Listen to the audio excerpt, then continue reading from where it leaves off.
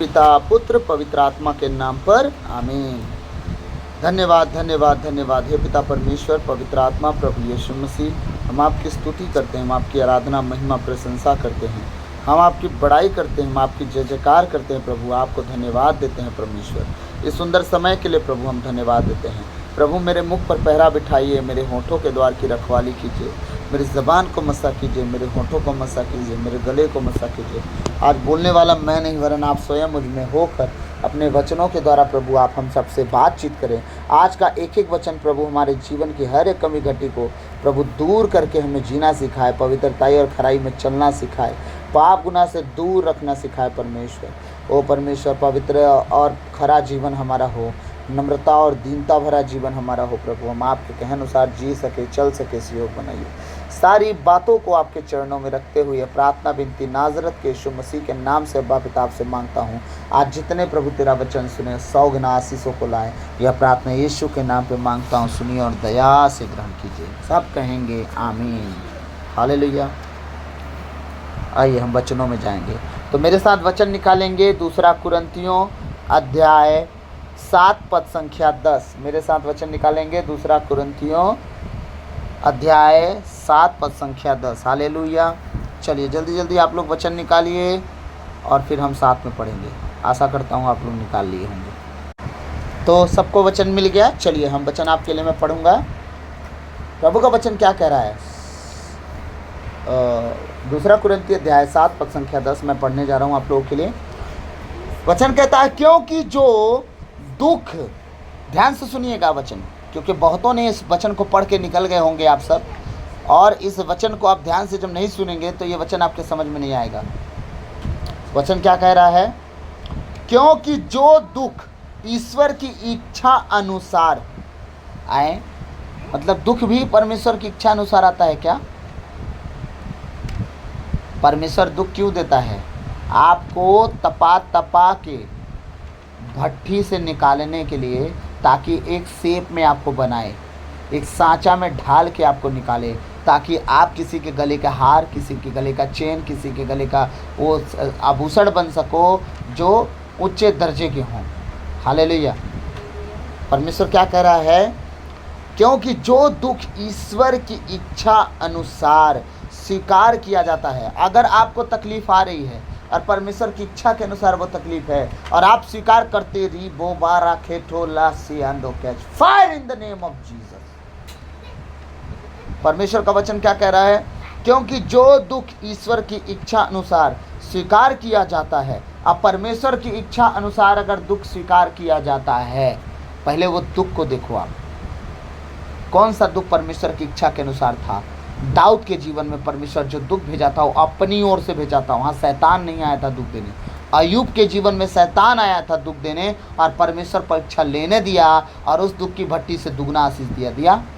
लेकिन दाऊद के जीवन में परमेश्वर खुद दुख दिया था उसको। उसका बेटा मारा, ठीक, बेतशेबा का पहला बेटा जो दाऊद से हुआ था मारा, ठीक है।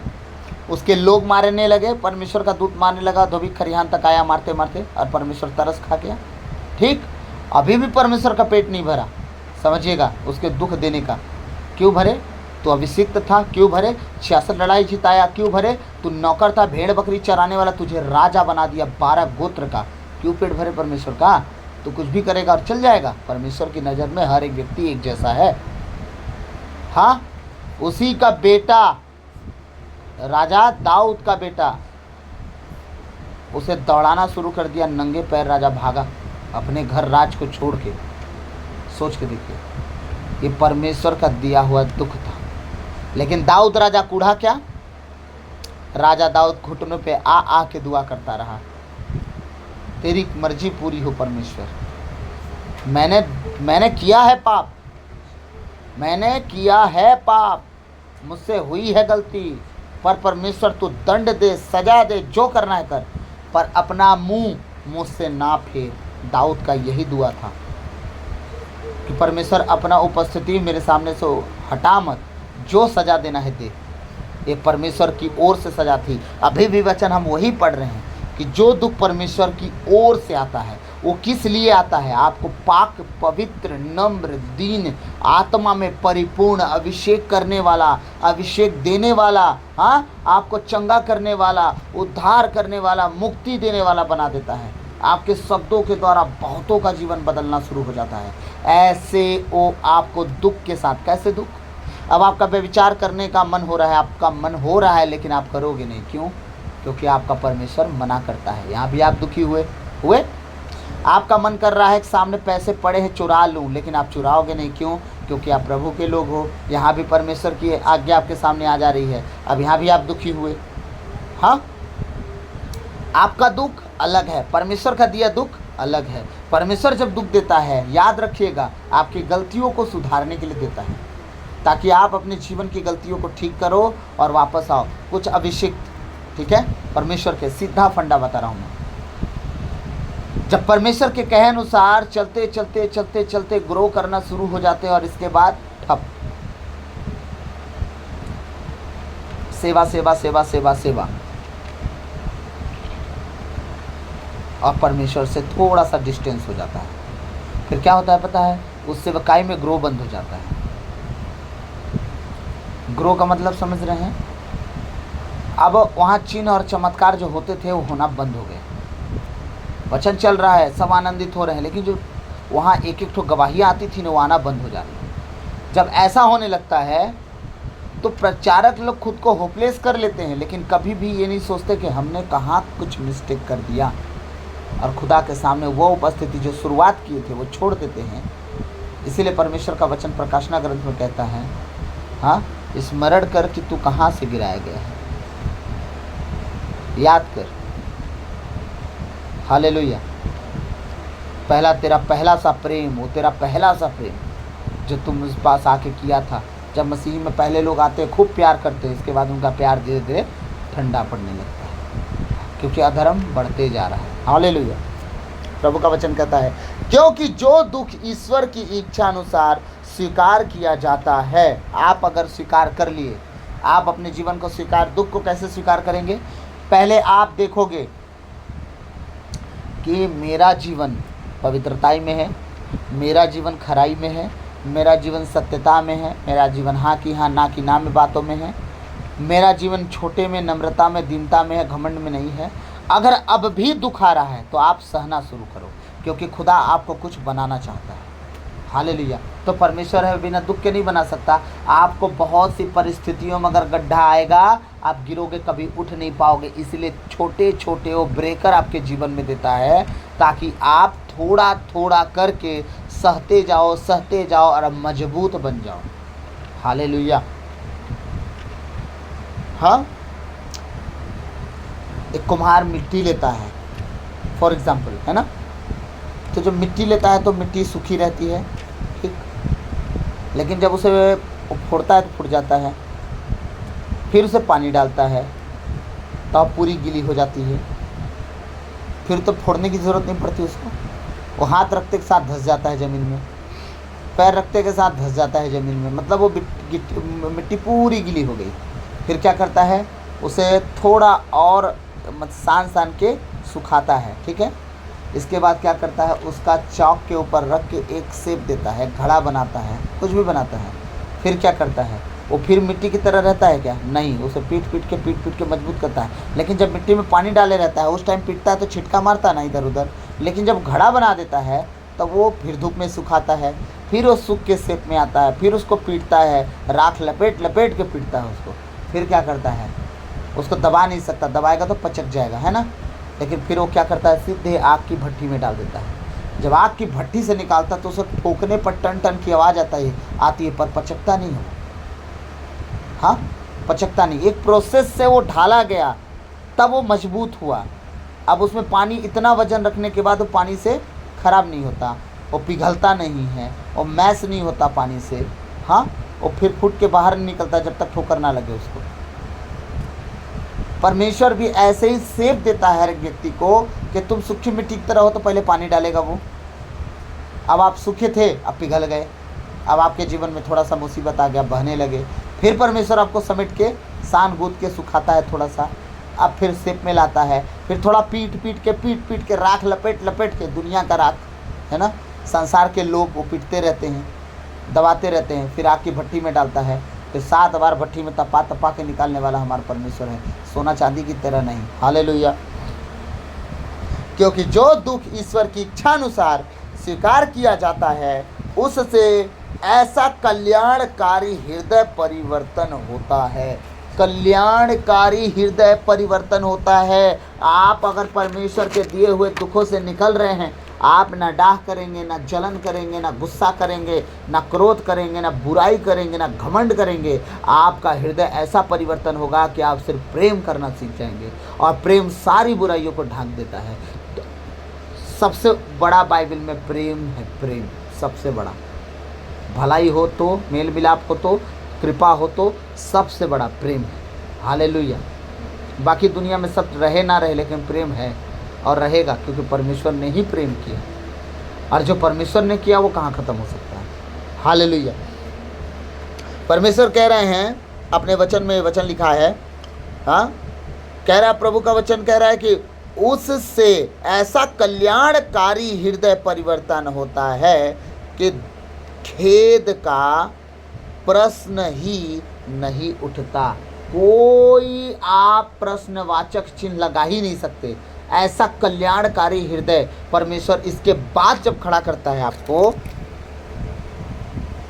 दुख की भट्टी से निकाल के, हाँ, फिर आपका ऐसा कल्याणकारी हृदय निकलता है, उसके साथ आपका हृदय बनता है। कल्याणकारी मतलब वो हृदय कल्याण के साथ कार्य करेगा। आपका कल्याण तो हुआ ना, अब वो कार्य भी करेगा, मतलब आपके साथ दूसरों का भी जीवन, मन, शरीर, प्राण, आत्मा परिवर्तन के लिए वो काम में आने वाला है। हृदय में बात ना आए तो परमेश्वर क्या बोलने के लिए शब्द दे पाएगा? वो जब हृदय में शब्द देता है तब आप कुछ बोलते हैं। आज मैं बोल रहा हूँ तो पहले हृदय में आ रहा है, तब मैं बोल रहा हूँ। नहीं, मुझे क्या बोलना चाहिए, क्या नहीं बोलना चाहिए, मैं कैसे जानूंगा? तो हृदय कल्याणकारी वाला हो जाए। तो अगर मेरा हृदय अगर परमेश्वर को जाना, कल्याणकारी हुआ, तब तो मैं आपको कल्याण की बातें बता पा रहा हूँ कि आप ऐसा करो, आपको मुक्ति मिलेगी, आप ऐसा करो, आपको चंगाई मिलेगी, आप ऐसा करो, छुटकारा बासा का ठोके लिब्री राबासा हंदोरे में से के ठेले लेबो। हालेलुया। हाँ, हालेलुया। ओ कल्याणकारी, उसमें कोई खेद न होगा, किसी तरह का कोई प्रश्न उठता ही नहीं। ऐसा वो परमेश्वर आपके हृदय को, आपको जवाब देने आएगा। लोग जब आपसे बहस करेंगे, आप बहस नहीं करोगे, उनके बहस का शॉर्टकट करोगे और छोटा सा जवाब देके उन्हें चुप करा दोगे, और आपसे बोलने की साहस नहीं रहेगी। क्यों? क्योंकि शब्द परमेश्वर आपको देंगे, और परमेश्वर जब शब्द देता है तो ऐसा शब्द देता है। ओ मूसा की संहिता में लिखा है, जो विचार करते हुए पकड़े जाए उन्हें पत्थरों से मार दो। कोई कहता है हाँ इसे आग लगा दो, कोई कहता है पत्थरों का ढेर लगा दो। यीशु मसीह ने कहा जिसने पाप ना किया हो पहला पत्थर वो मारे। और कोई 3, 13, 5, 15 जवाब दिए का यीशु मसीह? नहीं, जमीन पर बैठ गए और उंगली से लिखना शुरू कर दिए, सारे लोग चले गए। यीशु मसीह खड़े होकर कहते हैं क्या किसी ने तुझे एक पत्थर मारा? नहीं प्रभु, मैं भी तुझे नहीं मारता, निकल, लेकिन दोबारा पाप ना करना। शॉर्टकट में जवाब देगा, और किसी का सामना करने का उस प्रभु कहता है अपने वचन में कि तुम्हें बोलने के लिए वो सब दिए जाएंगे, उनका सामना सब लोग नहीं कर पाएंगे। मैं दृष्टांत में बता रहा हूँ, लेकिन अर्थ एक वचन का ही है। उसका सामना सब लोग नहीं कर पाएंगे। तुम्हारे पास शब्दों का भंडार होगा, और जब तुम बोलोगे तो उसका सामना नहीं कर पाएंगे वो, और तुमसे बहस नहीं करेंगे। आप कम बोलो, परमेश्वर आपको शब्द देगा। आप ज़्यादा बोलोगे, आप शब्द खा जाओगे खुद। हालेलुया। कह रहा परमेश्वर का वचन, ऐसा कल्याणकारी हृदय परिवर्तन होता है कि खेद का प्रश्न ही नहीं उठता, संसार के दुख से मृत्यु उत्पन्न होती। हालेलुया। परमेश्वर का वचन कहता है संसार का दुख तुम्हें मृत्यु खड़ा कर देगी, मृत्यु को उत्पन्न कर देता है। लेकिन परमेश्वर जब दुख देता है तो कल्याणकारी बना देता है आपको, ताकि आप भी कल्याण पाओ और दूसरों को भी कल्याण का कार्य करो। ठीक है। देखिए, कभी कभी होता है नौकरी नहीं लगी, घर वाले कोस दिए। आजकल तो लड़का लड़की गर्लफ्रेंड के चक्कर में मर जा रहे हैं, है ना? समझिएगा, थोड़ा सा समझाना चाह रहा हूँ। तो ये क्या है? उनका दुख है कि किसी ने कुछ किया या हमारे साथ कुछ अच्छा नहीं हुआ तो हम क्या करें? मर जाएं। संसार का दुख, उन्हें मृत्यु पैदा कर दिया उनके जीवन में। लेकिन परमेश्वर जब दुख दिया तो क्या आया?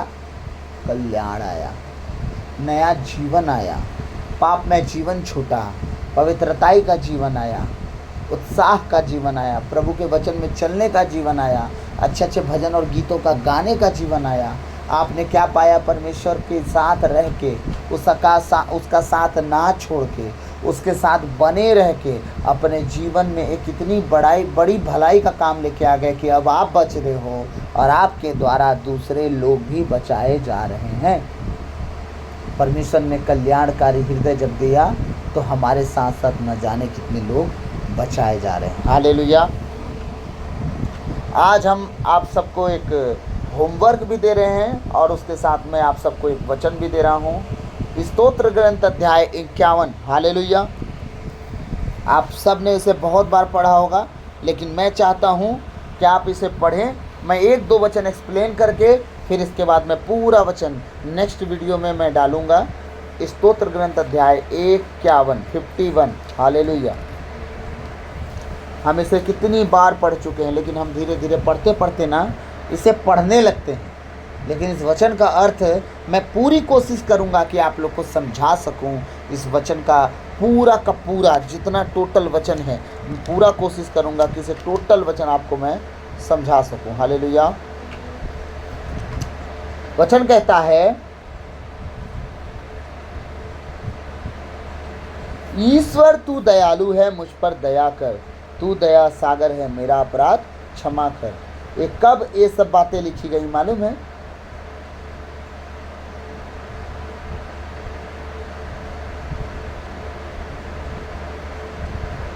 समझ गए? हाँ, जब दाऊद, वहां हेडलाइन में लिखा हुआ है, जब दाऊद बतसेवा के साथ व्यभिचार किया था और नबी नातान उसके पास आए थे, उनसे उसने बोला था, क्या बोला था नबी नातान ने? हाँ, एक धनवान और एक गरीब अगल बगल में रहा करते थे। धनवान के घर में बहुत से भेड़ बकरी थी, ठीक, लेकिन जो गरीब था उसके घर में मात्र एक ही बकरी थी और उससे वो बहुत प्रेम करता था। एक दिन धनवान के घर में कोई मेहमान आया, व्यभिचार की आत्मा। धनवान के घर में कौन आया? मेहमान आया। वो अपने घर की भेड़ बकरियों को मेहमान को नहीं खिलाया वो, लेकिन जो गरीब था, जिसके पास एक ही था, उसकी दुलारी थी, उसकी प्यारी थी, उसके सीने से लगा के रखता था, हाँ, वो धनवान उस गरीब का छीन के उसे अपने मेहमान को भोज करके खिला दिया। राजा दाऊद कहता है, कौन है वो व्यक्ति, वो मृत्यु की योग्य है। नातान नबी ने कहा, वो तू व्यक्ति है। तुझे क्या लगता है, सबसे छुपा लिया, खुदा से भी छुपा लेगा? हाँ, तेरे पास इतनी पत्नियां थीं और तू, नातान नबी क्या कहता है, तू क्या किया? बतसेवा के साथ व्यभिचार किया। तुझे क्या लगा छुप गया? परमेश्वर की नज़र में नहीं छुपा। यह उस समय का पश्चाताप है। उसने कहा कि हाँ, मैंने पाप किया, प्रभु मुझे क्षमा कर, मैंने गुनाह किया, मुझे माफ़ कर। ये दाऊद का उस समय का लिखा हुआ ये प्रभु का वचन है, जब वो अपने पश्चाताप के नाम पे लिखा है। और हम इन्हीं वचनों के द्वारा पश्चाताप करते हैं। लेकिन पहले वचनों को समझें, उनकी गहराई तक जाएं, ताकि जब हम एक वचन भी इसमें से लेना, वो हमारे लिए इनफ हो। पूरा का पूरा 21 वचन पढ़ने की ज़रूरत ना पड़े। मैंने नहीं कहा नहीं पढ़िए, मैंने कहा पूरा पढ़िए, पूरा स्तोत्र ग्रंथ पढ़िए, ताकि उसमें से एक एक वचन आपको मिल जाए। लेकिन जब आप इस वचन में से एक वचन अपने लिए निकालो, तो भी कार्यकाल हो, कार्यकारी हो, और ये काम करे तुम्हारे जीवन में, तब करेगा जब आप इसका मतलब समझोगे। हालेलुया। ईश्वर तू दयालु है। दाऊद क्या कर रहा है परमेश्वर से? प्रभु तू दयालु है, तो भूलना मत। तो इस्राएलियों के लाखों पापों को माफ़ किया, उनके बड़े बड़े गुनाहों को माफ़ किया। प्रभु तू दयालु है, अब मुझ पर दया कर। देख, तेरी दया को मैंने देखा है, तेरे लोगों के ऊपर दया देखा है। मैं भालुओं के सामने बचा, शेर के सामने बचा, गोलियत के सामने बचा, 66 लड़ाई में बचा। प्रभु तू दयालु है, तूने मुझे बचाया। अब क्या कर, तू एक बार फिर मुझ पर दया कर। हालेलुया। मुझ पर दया कर। यीशु मसीह के साथ डाकू 2 लटकाए गए थे, एक नहीं जा पाया स्वर्ग, लेकिन एक गया। प्रभु ने कहा आज ही तो मेरे साथ स्वर्ग होगा। वो बपतिस्मा लिया था क्या? नहीं ना। सुसमाचार सुना था क्या? नहीं ना। चेलों की संगति किया था क्या? नहीं ना। यीशु मसीह के बारे में जानता था क्या? नहीं ना। वो क्रूस पर लटका तब समझ में आया उसको, अरे तो धर्मी है यार, इसने कोई गलती भी नहीं किया। हाँ, तब वो कहता है कि यीशु क्या तू अपने राज में मुझे याद करेगा? आज ही तो मेरे साथ होगा। समझिएगा, वो उसका पश्चाताप परमेश्वर स्वीकार कर लिया, दाऊद का पश्चाताप कैसे नहीं स्वीकार करेगा? हालेलुया। कह रहा ईश्वर तू दयालु है, मुझ पर दया कर, तू दया सागर है, मेरा अपराध क्षमा कर। उसने देखा, नबियों के द्वारा उसने सुना, हाँ, उसके पास पुस्तक थी, वाचा थी, दाऊद जानता था वो दया का सागर है। इजराइलियों के लाखों गुनाह क्षमा कर दिया, लाखों पाप क्षमा कर दिया, यहाँ तक कि मूर्ति पूजा वो की वो तक क्षमा कर दिया। हाँ, परमेश्वर का ये सारा वचन दाऊद को पता था। ठीक है, वाचा की संदूक दाऊद के पास थी, सब बातें जानता था, मूसा नबी की लिखी हुई पुस्तक उसके पास थी, वो सब जानता था। कहता है तू दया का सागर है, मेरे अपराध क्या कर, हालेलुया, मेरा अपराध क्षमा कर, जो मैंने गुनाह कर दिया ना मुझे क्षमा कर दे परमेश्वर, है ना। मेरी दुष्टता पूर्ण रूप से धो डाल, मुझ पापी को क्या कर, शुद्ध कर। अब मैंने जो पाप करके अपने जीवन में अशुद्धता लाया है, जो व्यभिचार के द्वारा मैं अशुद्ध हुआ हूँ, जिसके व्यभिचार के कारण उसके पति को मैंने मरवा डाला, उसका हत्यारा बन गया मैं, इसके कारण मैं अशुद्ध हो गया हूँ। अब मुझे तू धो दे, मुझे शुद्ध कर दे परमेश्वर। वो अपने गुनाहों को परमेश्वर से माफ़ी मांग रहा है, अपने पापों को धोने के लिए माफ़ी मांग रहा है, और यीशु के लहू के अलावा किसी का कोई पाप धो नहीं सकता। हाँ, इसीलिए वो धोने की बात कह रहा है। उस समय जब यीशु मसीह पैदा भी नहीं हुए थे, उस समय पाप धोए जाते हैं क्या पानी से? हैं कि कहीं डुबा के पानी से पाप धो जाएंगे? नहीं ना। उस समय तो यूहन्ना भी नहीं आए थे बपतिस्मा देने। आए थे क्या कि चलो नदी में डुबा के बपतिस्मा दे देते हैं, तुम्हारे पाप धुल जाएंगे? ऐसा था क्या? नहीं ना।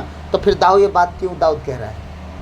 क्योंकि पुराने नबियों की पुस्तकों से उसने पढ़ा था, एक आएगा जिसके रक्त द्वारा पाप क्षमा होंगे। नबी साइस के ग्रंथ में लिखा गया है बात, उसी के रक्त में चंगाई, पाप क्षमा मिलेगी, उसी के मार खाने से भले चंगे होंगे। हालेलुया। हाँ, कह रहा है तू मेरी दुष्टता पूर्ण रूप से धो डाल, मुझ पापी को शुद्ध कर। मेरी दुष्टता को क्या कर, तू पहले धो दे, और मुझ पापी को क्या कर, शुद्ध कर दे। मैं पापी हूँ, अब धोकर तू मुझे शुद्ध कर दे। जब तक तू मुझे शुद्ध नहीं करेगा परमेश्वर, मैं तेरे लायक भी नहीं रह सकता, तुझसे बैठ भी नहीं सकता, तुझसे बातें भी नहीं कर सकता, तुझसे मैं कुछ कह भी नहीं सकता, तेरे साथ मैं चल भी नहीं सकता। हालेलुया। तो मैं बाकी का वचन कल एक्सप्लेन करता हूँ। आज मैंने एक सवाल किया था, मैंने एक सवाल किया था आज सबसे कि यूहन्ना का मतलब क्या है। हाँ, यूहन्ना क्यों जंगल में वो ऊँट के रों का कपड़ा पहनता था और चमड़े पहनता था, वन मधु खाता था, टिड्डी खाता था, और किसी ने कमेंट नहीं किया, किसी ने कुछ लिख के नहीं भेजा। स्तोत्र ग्रंथ अध्याय 51 मैं कल आपको एक्सप्लेन करके बताऊंगा।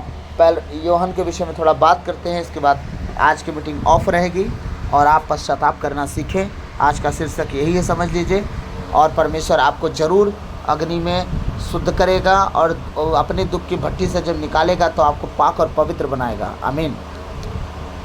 तो हम यूहन्ना के विषय में थोड़ा बात कर लें। एक बात ध्यान से सुनिएगा। एक बहन है जिनका नाम है काजल, मैं आप पूरे ऑनलाइन सबको बता रहा हूँ, उसमें कमेंट में उनका नाम आया होगा। तो उन्होंने कुछ बताने की कोशिश की है, लेकिन आप सब ने नहीं बताया। उन्होंने तो कोशिश भी की, और जितना भी लिखा उन्होंने बहुत अच्छा लिखा, ठीक, और आप सब ने कोशिश भी नहीं की, उसके लिए कोई बात नहीं। पर मैं आप सबको बता दूं, बहुतों ने नहीं समझा होगा मेरे सवाल को, और बहुत लोग उसका जवाब नहीं जानते होंगे, पर मैं आप सबको बता दूं, यूहन्ना एक नबी था, एक भविष्यवक्ता था, और भविष्यवक्ता संसार में रह के भविष्यवाणी नहीं कर सकता।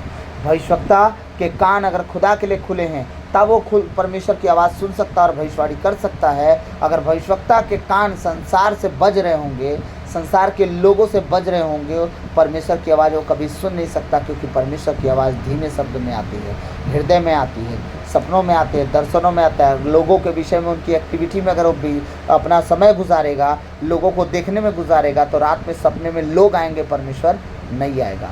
क्यों? नबी और भविष्यवक्ता लोग जब दुआ प्रार्थना करते हैं तो अकेले रहते हैं, कोई नहीं, कोई मतलब कोई नहीं।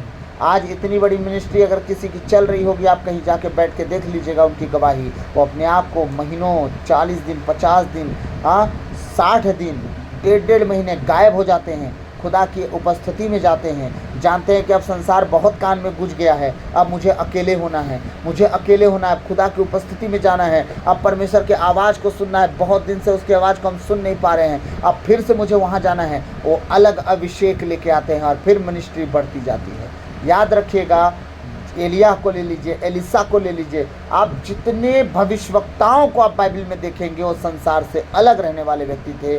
नामान कोढ़ी गया था, कहाँ गया था? शहर में गया था नामान कोढ़ी एलिसा से मिलने। एक अलग झोपड़ी में रहा करता था एलिसा, जंगल के कोना में, और उसके साथ कौन रहा करता था? उसका दास गेजी। लेकिन नामान एलिसा के साथ उठता बैठता नहीं था, वो भी दूर रहता था, कीप डिस्टेंस में। चेला भले था, लेकिन चेला भी उतना ही दूरी में रहे जितना ज़रूरी लगे, कि जब मैं तुम्हें बुलाऊं तब तुम आना। मुँह उठा के दरवाजे में बैठे मत रहना कि मैं क्या परमेश्वर से बात कर रहा हूँ, कैसे बैठ रहा हूँ, कैसे उठ रहा हूँ, ऐसे नहीं। जब तुम्हें बुलाया जाए तब आना। एलिसा कौन था? एलियाह का चेला, और एलियाह का वो हाथ धुलाने वाला चेला था। सारे चेले उससे डरते थे, लेकिन एक लौता था एलिसा जो एलियाह के करीब रहता था। बहुत से चेले थे एलियाह के जिन्हें वो भविष्यवाणी सिखाता था, बहुत से चेले थे, बहकाते रहते थे, आज तो तेरा मालिक स्वर्ग जाएगा, आज तो तेरा मालिक उठा लिया जाएगा, हाँ मुझे पता है, मुझे मत सिखाओ, निकलो यहाँ से, लेकिन मैं पीछा नहीं छोड़ूंगा, यही बोलता था एलिसा। इसलिए भविष्यवक्ता अकेले रहा करते थे। संसार में भविष्यवक्ता कभी नहीं जीवन जिए हैं। नबी योहन के विषय में जो बात है, वो परमेश्वर की ओर से बुलाया गया था, उसके अंदर पवित्र आत्मा थी, और जो पवित्र आत्मा उसके अंदर थे, वही पवित्र आत्मा उन्हें जीना सिखाते थे, और वही पवित्र आत्मा उसे अलग रखना सिखाते थे, ताकि वो परमेश्वर की आवाज़ को सुन सके और यीशु मसीह का रास्ता तैयार कर सके। कोई भी नबी, आप कभी भी किसी भी नबी को आप जांचिएगा बाइबल में, वो नबी संसार में, लोगों में, शहर में, गांव घर में रह के जीवन नहीं बिताए हैं। अगर नबूवत उनको चाहिए, भविष्यवाणी चाहिए, तो अपने आप को परमेश्वर के साथ अलग करना पड़ता है।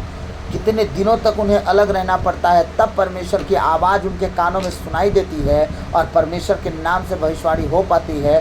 तब उनसे परमेश्वर चलते फिरते बात कर पाता है। क्यों? बहुत से लोग अपने आत्मिक दशा को इतना ऊंचे लेवल पे कर लेते हैं कि बड़ी भीड़ में भी परमेश्वर की आवाज़ सुन पाते हैं। क्यों? अपने आप को उस रीति तक लेके गए हैं, प्रिपेयर किए हैं, अपने आप को वहाँ तक ले जाके खड़ा किए हैं कि परमेश्वर की आवाज़ वो भीड़ में भी, डीजे बजे तो भी सुन सकते हैं। डीजे यहाँ बज रहा है, ढाए ढाए ढाए, परमेश्वर का कहा, आत्मा कह रहा है निकल निकल निकल, तेरा यहाँ कोई काम नहीं है, कोई काम नहीं है, कोई काम नहीं, इन लोग को नाचने दे नाचने दे नाचने दे, निकल निकल निकल। परमेश्वर का आत्मा ऐसे भी आपको अगुवाई करती है। आप बोलोगे थोड़ा सा रुक जाते हैं प्रभु, थोड़ा मज़ा आ रहा है, लोग दारू पी के नाच रहे हैं, तो बोलेंगे प्रभु तो मज़ा करा, मैं निकलता हूँ। ये होता आत्मिकता खराब करना। हाँ, जब आपकी आत्मिकता परमेश्वर के साथ अगर आपको बढ़ानी है, कोई अगर सीरियस है, तो मैं नहीं कह रहा हूँ बीवी बच्चा सब छोड़ के, पति मन से रूठ छोड़ के भाग जाए जंगल, है ना। अपने आप को कुछ समय के लिए अलग करो। अगर आप सीरियस हो प्रभु में बढ़ने के लिए, प्रभु का वचन लीजिए, बाइबल को लीजिए, अलग हो जाइए। कुछ समय के लिए अपने घर पे मेहमान बुला लीजिए, बोलिए कि भाई हमारे साथ कुछ दिन आप रहिए, मैं कुछ दिनों के लिए छुट्टी पे रहना चाहता हूँ, मुझे अलग रूम चाहिए। अगर आपके पास अलग घर है तो अलग घर लीजिए, वरना ऐसे जगहों में चले जाइए जहाँ आपको प्राइवेसी मिल सके। ऐसे स्थानों में चले जाइए जहाँ एक रूम आप ले सकें और वहाँ सिर्फ प्रार्थना का माहौल हो आपके लिए। हाँ, और आप प्रार्थना में जाइए, और प्रार्थना से तब तक मत निकलिए जब तक आपको लगे कि हाँ अब मेरा आत्मिकता बढ़ चुका है।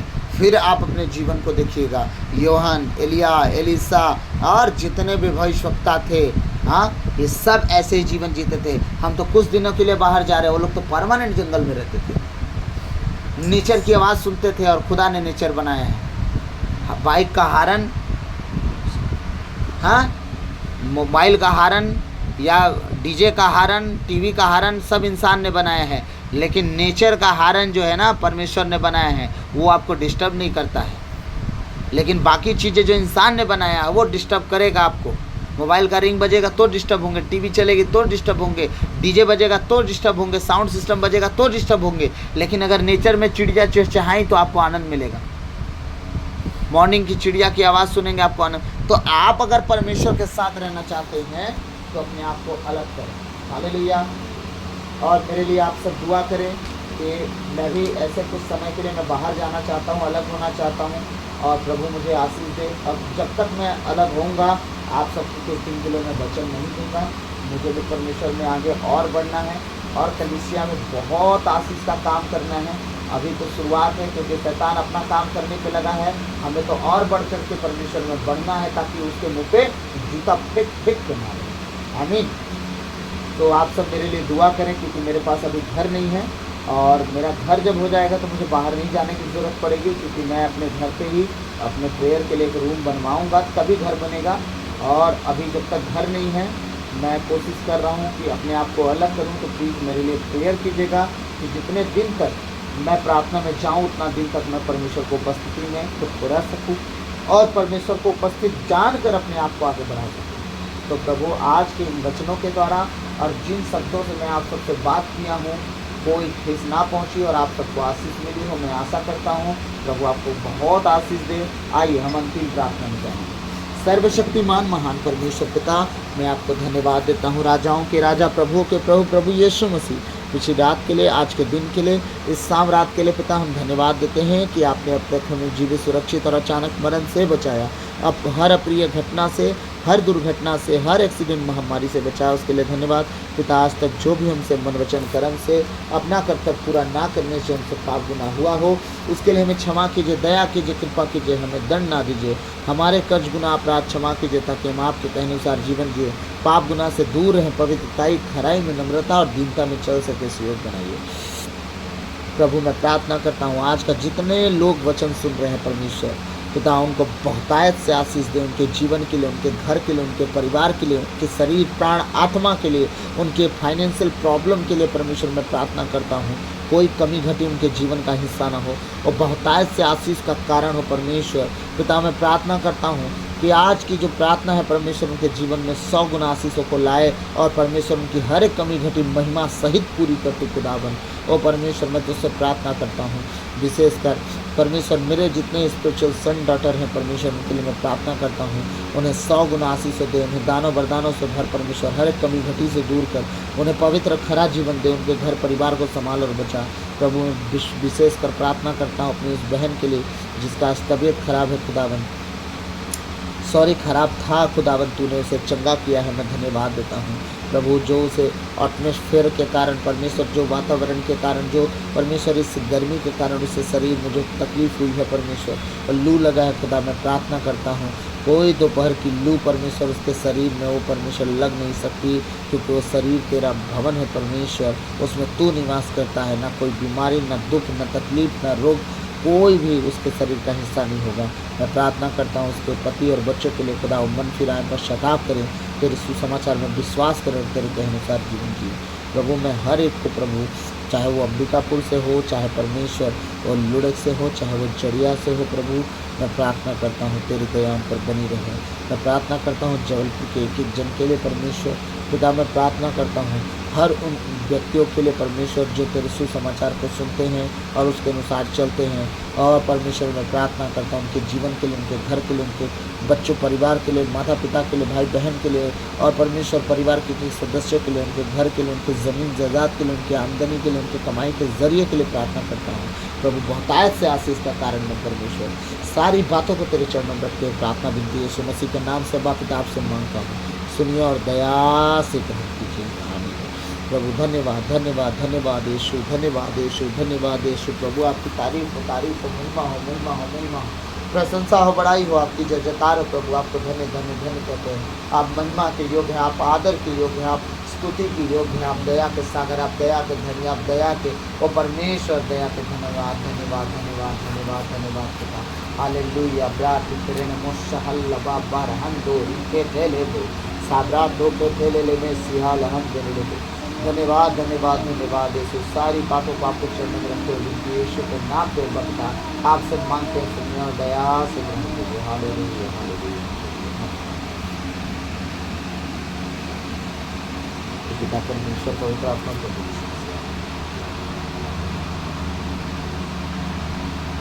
प्रभु की विनती है, पिता हमारे तू जो स्वर्ग में है, तेरा नाम पवित्र किया जाए, तेरा राज्य आए, तेरी इच्छा जैसे स्वर्ग में है वैसे इस पृथ्वी पर भी पूरी हो।